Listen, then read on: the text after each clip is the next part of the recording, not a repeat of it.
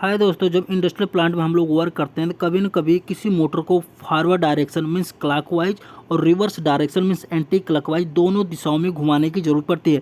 तो दोस्तों, यदि किसी मोटर को फॉरवर्ड एंड रिवर्स दोनों डायरेक्शन में अगर घुमाने की जरूरत पड़ेगी तो उस कंडीशन में हमको चाहिए एक स्टार्टर, जिसे कहते हैं रिवर्स फॉरवर्ड स्टार्टर। ओके दोस्तों, तो दोस्तों इस वीडियो में आप सभी लोग रिवर्स फॉरवर्ड स्टार्टर का कंट्रोल वायरिंग डायग्राम और रिवर्स फॉरवर्ड स्टार्टर का पावर वायरिंग डायग्राम कैसे किया जाता है, यह वीडियो देखने के बाद आप लोग बहुत ही ईजी तरीके से सीख जाएंगे।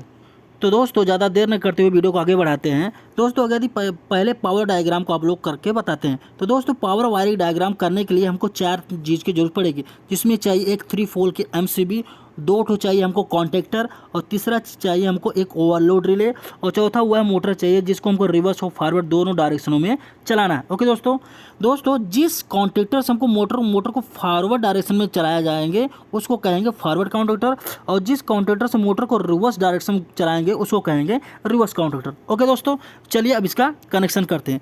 दोस्तों हमारी जो MCB होती है, इस MCB में पहले हम R फेस, जो इनकमिंग साइड में R फेस, उसके बाद Y फेस, उसके बाद B फेस को कनेक्ट कर देंगे। हमारी जो 3 पोल की MCB है उसके मेन इनकमिंग में हम इसको कनेक्ट कर देंगे इनकमिंग सप्लाई को। ओके दोस्तों, उसके बाद क्या करेंगे कि हमारा जो R फेस है, उस R फेस के MCB से आउटपुट करेंगे, उसको लेके जाके कनेक्ट कर देंगे हमारे जो फॉरवर्ड का काउंटेक्टर है उसके इनकमिंग टर्मिनल के पास, इसको कनेक्ट कर देंगे। ओके, उसके बाद फॉरवर्ड काउंटेक्टर के आउटपुट टर्मिनल से हम ओवरलोड रिले के इनकमिंग टर्मिनल कनेक्ट कर देंगे।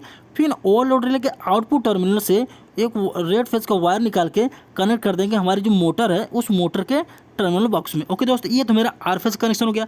अब इसी तरह Y फेस का कनेक्शन करेंगे। Y फेस के लिए हम मेन MCB के आउटपुट से निकालेंगे Y फेस को, इसको कनेक्ट कर देंगे हमारे जो फॉरवर्ड काउंटेक्टर के इनकमिंग टर्मिनल से, और फिर आउटगोइंग टर्मिनल से उसको कनेक्ट कर देंगे ओवरलोड रिले से, और ओवरलोड रिले के आउटपुट से हम निकाल के कनेक्ट कर देंगे हम मोटर के टर्मिनल बॉक्स के पास को कनेक्ट कर देंगे। ओके दोस्तों, इस तरह B फेज को कनेक्ट करेंगे। B फेज के लिए हम क्या करेंगे कि हमारे MCB से आउटपुट करेंगे और इसको कनेक्ट कर देंगे फॉरवर्ड टर्मिनल इनकमिंग से। उसके बाद जो हमारा फॉरवर्ड टर्मिनल आउटपुट है इसको कनेक्ट कर देंगे ओवरलोड रिले से। ओवरलोड रिले को फिर वायर निकाल के कनेक्ट कर देंगे दोस्तों हमारी जो मोटर की टर्मिनल बॉक्स से। अगर ये कनेक्शन हो, अगर ऐसे करके अगर मोटर को चलाएंगे, कहने का मतलब कॉन्टेक्टर को हम एनराइज करें और हमारा सप्लाई अगर मोटर में जाएगी तो हमारी जो मोटर है वो हमारी forward direction means clockwise direction में यह मोटर हमारी चलेगी। ओके दोस्तों, अब हमको मोटर को रिवर्स डायरेक्शन में घुमाना है तो इसके लिए कनेक्शन चेंज करेंगे। जब कनेक्शन चेंज करने के लिए हमको चाहिए काउंटर, जिसे कहेंगे हम रिवर्स काउंटेक्टर। ओके दोस्तों, तो अब इसके लिए कनेक्शन कैसे करेंगे, तो हमारा जो R फेस है इस R फेस से लूप लेंगे, इस लूप को लेके जाके हमारे जो रिवर्स काउंटेक्टर के इनकमिंग को कनेक्ट कर देंगे। उसी तरह Y फेस का लूप लेंगे हमारे फॉरवर्ड काउंटेक्टर से, और यहाँ इसको कनेक्ट कर देंगे हमारे रिवर्स काउंटेक्टर के इनकमिंग से। उसी तरह V फेस का लूप लेंगे और लूप को ले जाकर कनेक्ट कर दें कहाँ पर, हमारे रिवर्स काउंटेक्टर के इनकमिंग में। ओके दोस्तों, यहाँ तक तो हमारी वायरिंग डायग्राम कंप्लीट हो गई। अब हमको मोटर को रिवर्स में घुमाना है, तो मोटर को रिवर्स में घुमाने के लिए हमको क्या करना पड़ेगा, 2 फेस को आपस में एक्सचेंज करना पड़ेगा, मतलब फेस सीक्वेंस को चेंज करना पड़ेगा, हमारी मोटर की डायरेक्शन चेंज हो जाएगी। ओके दोस्तों, तो इसके लिए क्या करेंगे, हमारा जो R फेस है इस R फेस से वायर निकाल के इस R फेस में ही कनेक्ट कर देंगे। ओके, हमको क्या करना है, सिर्फ 2 फेस को आपस में चेंज करना है। तो इसके लिए क्या करेंगे दोस्तों, जो मेरा ये येलो फेस है इस येलो फेस में से इस येलो फेस को कहाँ कनेक्ट कर देंगे, हमारे B फेस से। ओके, अब इस येलो फेस से वायर निकालेंगे और कनेक्ट कर देंगे हमारी जो B फेस है, यहाँ कनेक्ट कर देंगे। ओके दोस्तों, और जो मेरा यहाँ पर B फेस है इस B फेस से वायर हम निकाल के कहाँ कनेक्ट कर देंगे दोस्तों, इसके आउटपुट से निकाल के हम कनेक्ट कर देंगे हमारे येलो फेस से। ओके दोस्तों, अब जब हमारा ये वाला काउंटेक्टर पिकअप होगा, जब ये काउंटेक्टर पिकअप होगा तो हमारी मोटर फॉरवर्ड डायरेक्शन में चलेगी। अब उसके बाद जब ये काउंटेक्टर मेरा पिकअप होगा, जब ये काउंटर पिकअप होगा तो ये वाला फॉरवर्ड डायरेक्शन का वाला काउंटेक्टर ऑफ हो जाएगा, तो हमारी जो मोटर है वो रिवर्स डायरेक्शन में चलेगी। तो दोस्तों ये हो गया हमारा रिवर्स फॉरवर्ड काउंटेक्टर का पावर डायग्राम। अब चलिए इसको हम आप लोगों को बताते हैं इसका कंट्रोल वायरिंग डायग्राम कैसे किया जाता है। इसके लिए दोस्तों हम पहले लेते हैं एक फेस। ओके, इस फेस के बाद हम लेते हैं एक न्यूट्रल। यहाँ फेस ले लिया और न्यूट्रल ले लिए। इस फेस और न्यूट्रल को हम कनेक्ट करेंगे एक डबल पोल की MCB से। ओके दोस्तों, कनेक्ट कर देंगे डबल पोल की MCB से, यहाँ हम कनेक्ट कर दिए।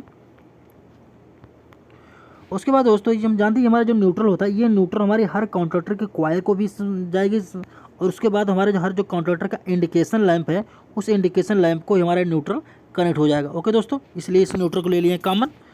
ओके दोस्तों, अब हम आते हैं इसके फेस में। फेस में देख क्या होता है दोस्तों, अगर जो फेस होता है इस फेस को जस्ट निकालते हैं, यहाँ पर ये हमारा कनेक्ट होगा किससे, सबसे पहले कनेक्ट होगा हमारा ओवरलोड रिले के पॉइंट से। ओके दोस्तों, ये हमारा ओवरलोड रिले का पॉइंट कनेक्ट हो गया। ओवरलोड रिले का कौन सा, हेल्दी पॉइंट 9596। उसके बाद इसके जस्ट सीरीज में दोस्तों कनेक्ट होगा हमारा स्टॉप पुश बटन।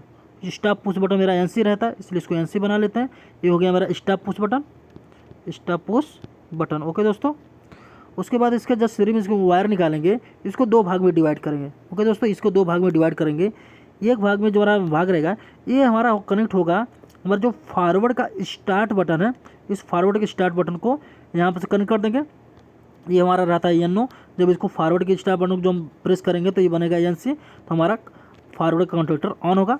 ओके दोस्तों, उसके बाद दोस्तों यदि हमको फॉरवर्ड काउंटेटर को से होल्डिंग लेना हो, अगर ये कहने का मतलब अगर फॉरवर्ड काउंटेटर को हमको कंटिन्यू चला, एक बार हम फॉरवर्ड काउंटर के स्टार्ट बटन को दबाएं तो हमारी मोटर कंटिन्यू फॉरवर्ड में ही चलनी चाहिए, इसके लिए हमको होल्डिंग जरूरत पड़ेगी। तो इसके लिए क्या करेंगे दोस्तों, हमारा जो फॉरवर्ड काउंटेटर का एनओ होता है, इस एनओ को होल्डिंग के लिए यहाँ पर यूज करेंगे।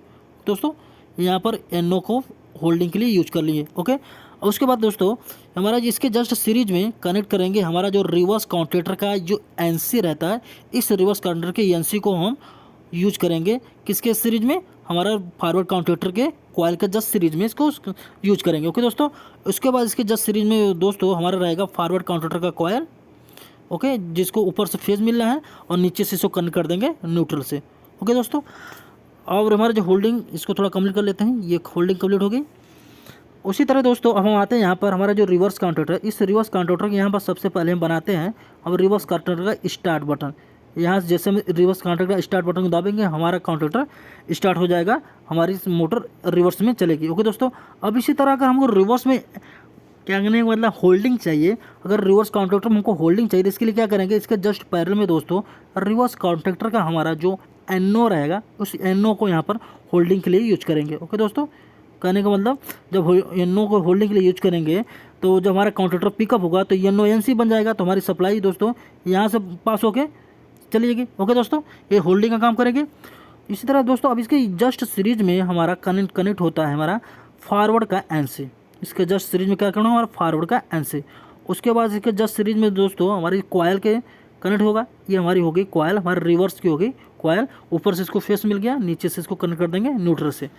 ओके दोस्तों, अब आए इसके ट्रिपिंग का, जो हमारा ट्रिप का इंडिकेशन, ऑन का इंडिकेशन, ऑफ का इंडिकेशन, वो कैसे कनेक्ट होगा, उसका कनेक्शन कैसे होता है उसको दोस्तों थोड़ा जान लीजिए। कि जब हमारा पहले ट्रिप का इंडिकेटर, ट्रिप का इंडिकेशन दोस्तों हमारा जो ट्रिप का पॉइंट होता है 95, 96 ये तो रहता है हमारा हेल्थी, और 97 और 97 एंड 98 में रहता है ट्रिपिंग का। ओके दोस्तों, ये दोनों दोस्तों ये एक दूसरे के इंटरलॉक होते हैं। कहने का मतलब दोस्तों जब हमारा ये 95, 96 ऑन होता है, कहने का मतलब तो ये मेरा ऑफ कंडीशन है, जैसे ही मेरा ये ट्रिप होता है तो ये क्या होता है दोस्तों, हमारा 95 और 96 ओपन हो जाता है और 97, 98 का कॉन्टैक्ट लग जाता है। ओके दोस्तों, अब इससे क्या होगा कि फेस सप्लाई हमारा यहाँ से निकलेगा, जब कॉन्टैक्ट लगेगा तो फेस सप्लाई यहाँ पर निकलेगा, ये हमारा जाएगा ट्रिपिंग इंडिकेशन कि जो बल्ब है उसके पास फेस सप्लाई यहाँ पर मिल जाएगी, और नीचे से इसको दोस्तों मिलता है न्यूट्रल। तो जब इसको ऊपर से फेस मिल जाएगा और नीचे से न्यूट्रल, तो ये हमारा ट्रिप का इंडिकेशन जलने लगता है। ओके दोस्तों,